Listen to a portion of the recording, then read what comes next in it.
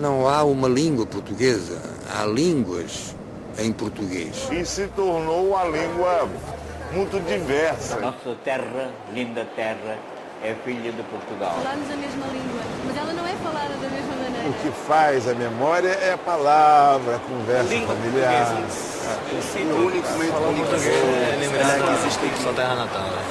Acho que o mais importante é isso, né? Não esquecer a sua própria língua. Né? África, Europa. No fundo, não se está a viajar do ponto de vista geográfico, mas está-se a viajar por pessoas. Né?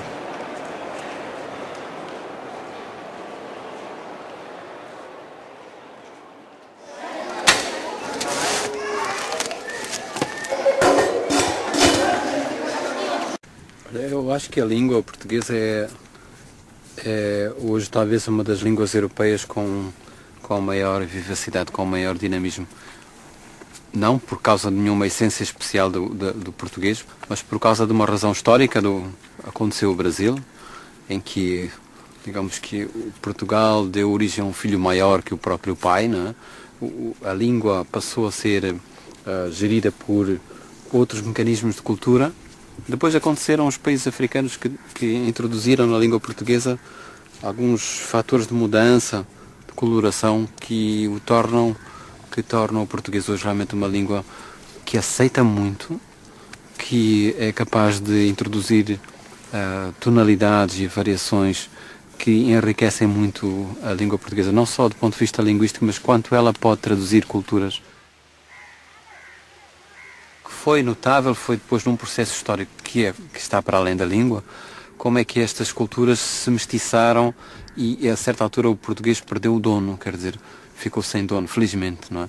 E namorou no chão, e namorou na poeira do Brasil, namorou também aqui na poeira de Moçambique, quer dizer, sujou-se no sentido que o Manuel de Barros dá, sujou-se nesse sentido em que é capaz de casar com o chão. Almas vencidas, noites perdidas, sombras bizarras, na moraria cantam rufias, choram guitarras, amor ciúme,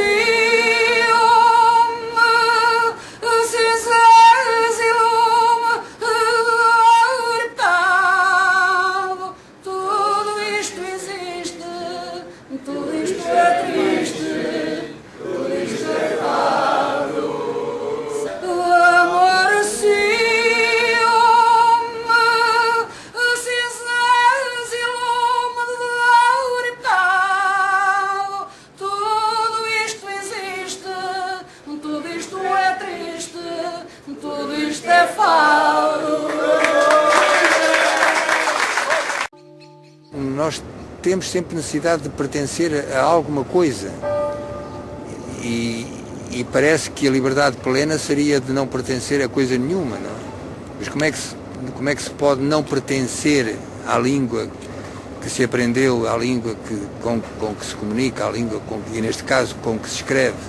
Se o leitor de livros, aquele que gosta de ler, não se limitar àquilo que se faz agora, se ele andar para trás, se ele começar do princípio, se ele pôde ler os primitivos e os grandes cronistas e depois os grandes poetas, a língua passa a ser algo mais que um mero instrumento de comunicação. Transforma-se numa mina inesgotável de beleza e de valor. Pensemos que são, no nosso caso, 8 séculos de pessoas a falar português e a escrever português. Muita coisa se perdeu, evidentemente, mas aquilo que ficou, aquilo que sobrou, aquilo que os arquivos e as bibliotecas guardam, dava para passar lá a vida inteira mergulhado na língua portuguesa. Nós, portugueses, gostamos de nos reconhecer nos brasileiros e vice-versa, quando simpatizamos uns com os outros, e acho que isso é comum. Também não posso dizer que haja uma identificação total, porque são culturas totalmente diversas. E o Brasil é um país multicultural, não é? É enorme, como eu dizia, e penso que há tradições de culturas muito diferentes de norte a sul. Portugal também é assim, mas é um país muito mais pequeno. Mas entre Portugal e o Brasil, embora falando o mesmo idioma, Eu acho que isso também é aquilo que nos liga, não é? Falarmos a mesma língua, mas ela não é falada da mesma maneira. E penso que quando estamos nos comunicando sentimos isso, não é? Essa vontade de aproximação e ao mesmo tempo a distância que existe entre as duas maneiras de ser. Portugal foi fundado com um filho revoltado contra a mãe, não é? E se depois o Brasil ganhou a sua independência com um filho revoltado contra o pai, realmente tens aqui a descrição de como no Brasil penso que os portugueses encontraram um Portugal maior, quer dizer, puderam fazer aquilo que não podiam fazer lá e constroem uma civilização aparentemente impossível, não é? Por aí. Nós temos uma pluralidade de culturas e subculturas que Portugal não tem, pelo nosso tamanho e pela nossa história. Nós fomos colonizados por Portugal, mas recebemos vastas levas de povos de outra origem.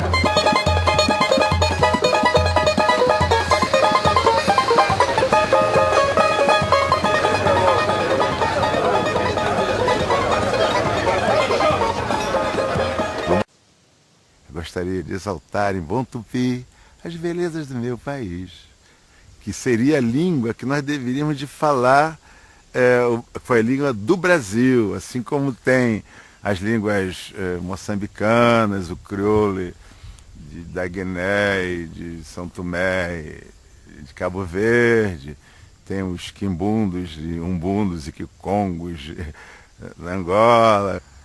Minha bisavó era purinha, bem limpinha, de Angola. O meu bisavô também purinho, bem limpinho, de Moçambique. Eu não sou branquinho nem pretinho. A minha dona é moreninha. E tenho muitos mulatinhos, salve, salve. Salve a mulatada brasileira. Salve a mulatada brasileira, salve, salve. Salve a mulatada brasileira. Luanda é linda, ô Vanina. Também Cabinda, ô Vanina. E lá em Dili, Timor-Leste, serás bem-vinda ou bem-ida. Maputo é fina, ô Vanina. E Petrolina, ô Vanina.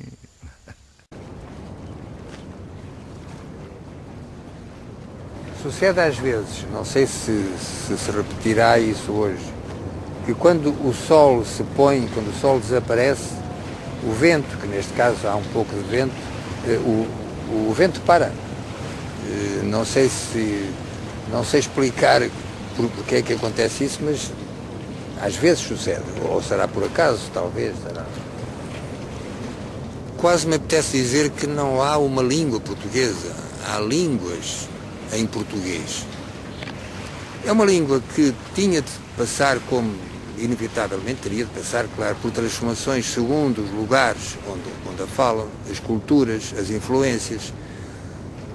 Mas isso não tira nada à evidência de que se trata do corpo da língua portuguesa, é um corpo espalhado pelo mundo.